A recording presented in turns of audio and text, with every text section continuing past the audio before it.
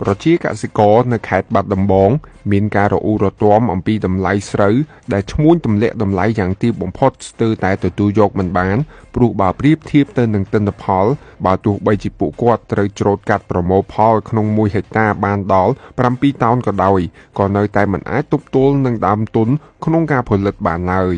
លោកពុនកក្កដាជាប្រធានកសិកររស់នៅឃុំព្រៃតូចស្រុកមងឫស្សីខេត្តបាត់ដំបងបានលើកឡើងថានៅពេលនេះគឺជាការប្រមូលផលស្រូវវគ្គទី2ហើយសម្រាប់កសិករទូទៅតែការប្រមូលផលលើកនេះកសិករអស់ទឹកចិត្តក្នុងការដាំដុះដោយសារតែតម្លៃពេលឈ្មួញចុះមកទិញគឺទាបបំផុតស្ទើរតែទទួលយកមិនបានហើយតម្លៃនេះកសិករខាតដើមគ្រប់គ្នាកសិកររូបនេះបានបន្តថាសម្រាប់តម្លៃស្រូវ OM62